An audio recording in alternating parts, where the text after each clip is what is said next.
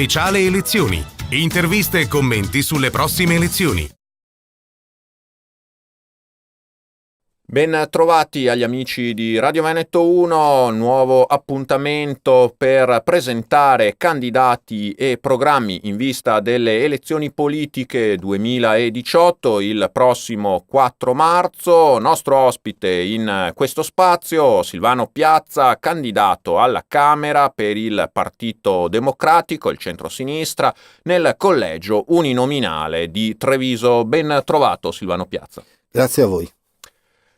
Silvano Piazza poi è anche candidato, lo ricordiamo, nella lista del plurinominale nel collegio sempre di Treviso e Belluno, il collegio della circoscrizione Veneto 1.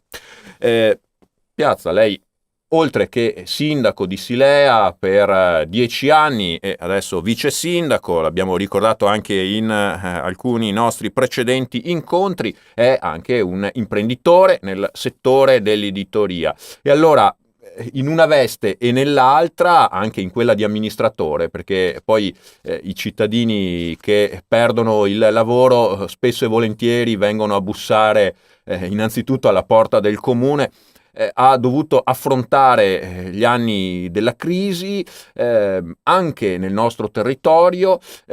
Secondo lei cosa si potrebbe fare e cosa potrebbe fare anche magari lo Stato italiano per aiutare i territori a superare o insomma a consolidare questa ripresa di cui si parla? Beh, innanzitutto dovrebbe affrontare il concetto del lavoro determinando anche che cosa significa lavoro, perché in Italia c'è anche tanto spreco e là dove c'è spreco apparentemente c'è una busta paga ma il lavoro non c'è, quindi deve eliminare enti inutili, strutture inutili, perché noi manteniamo con le nostre tasse enti e strutture che non servono. Queste risorse possono essere riempiegate come? Abbassando il costo del lavoro, cioè la busta paga non può essere dettata da trattenute alla fonte così alte per mantenere un sistema non del tutto efficiente. La seconda cosa è che bisogna mantenere delle maggiori risorse nei territori, mi riferisco ai comuni e alle regioni, perché molte volte enti territoriali investono in opere pubbliche, in servizi sociali, riescono in qualche modo a fare una economia indiretta.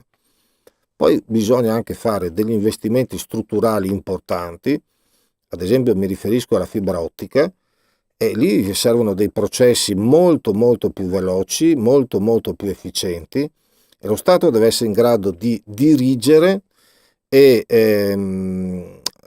non perdere tempo in alcuni processi fondamentali. Deve essere a capo di alcune strategie fondamentali, non delegare troppo ai privati, perché i privati devono lavorare per fare soldi, ma molte volte ci sono delle strutture, la sanità, la scuola, che hanno bisogno di altri tipi di obiettivi. Allora, lavoro deve costare di meno, ci devono essere degli sgravi in certe realtà, in certe strutture, però anche lo Stato deve fare un po' di cura dimagrante. Paradossalmente, io dico, in alcune parti bisogna togliere quelli che vengono chiamati lavori, ma sono lavori inutili, per creare più risorse che devono essere reinvestite e dando spazio alle imprese private di svilupparsi meglio. Poi c'è l'altro aspetto indiretto che riguarda sempre il lavoro. Ci sono imprese importanti straniere in Italia che non pagano le tasse in Italia ed è bene che queste le paghino, perché fanno operazioni di dumping pagando le tasse altrove.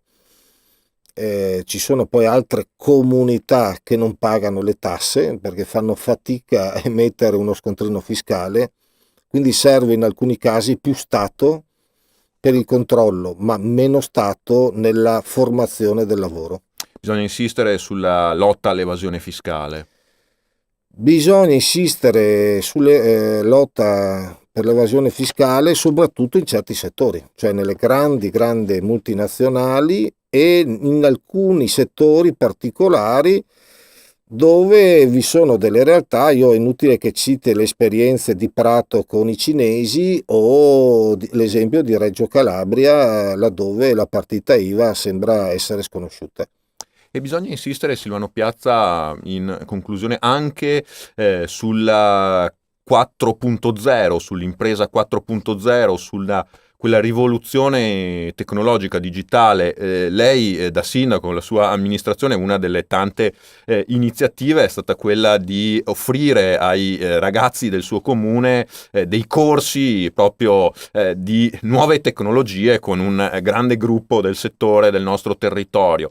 Ecco, quindi le aziende si aggiornano, però c'è anche il rischio poi che vengano persi, molti lo paventano, posti di lavoro con l'automazione, no? Che il lavoro ai robot, non alle persone.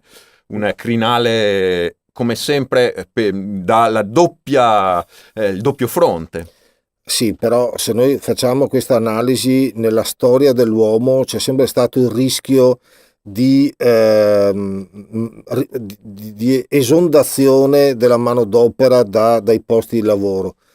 Il problema è che bisogna regolarlo, aver chiaro dove si vuole andare. Per esempio, si affronta poco l'impatto ambientale su alcuni processi economici. C'è la possibilità di avere grandi sviluppi tecnologici, industriali, ma anche dando qualità all'ambiente. È possibile in alcuni casi lavorare di meno personalmente, ma aumentare la qualità. Noi pensiamo che 20 anni fa dovevamo scrivere i nostri articoli a macchina. Oggi non solo li scriviamo a casa nostra, ma li spediamo via email e in poco tempo realizziamo un giornale. Ma non è detto che con questo si debba avere meno operatori nel mondo dell'informazione. L'informazione è aumentata perché esistono anche i giornali, i telegiornali online, quindi si è diversificata la offerta di informazione. Quindi non direi che ci sono meno lavoratori in questo settore, sono cambiati. È in grado questo paese di regolare i mutamenti e le evoluzioni tecnologiche? Ecco, io mi auguro e credo che questa sia una necessità della politica, di essere più presente nello sviluppo del territorio, non lasciando in mano a poche aziende leader del settore che in qualche modo fanno i propri interessi. È giusto che l'imprenditore faccia economia, faccia soldi, ma chi fa politica deve pensare a tutti. Grazie a Silvano Piazza, candidato alla Camera nel collegio uninominale di Treviso per il Partito Democratico e anche nel collegio plurinominale. Grazie per essere stato il nostro Grazie a voi. ospite. Grazie anche da parte mia a tutti voi per averci seguito. Vi rinnovo l'invito e l'appuntamento con i prossimi approfondimenti dedicati alle elezioni politiche 2018, sempre qui sui canali di Veneto 1. Speciale elezioni. Interviste e commenti sulle prossime elezioni.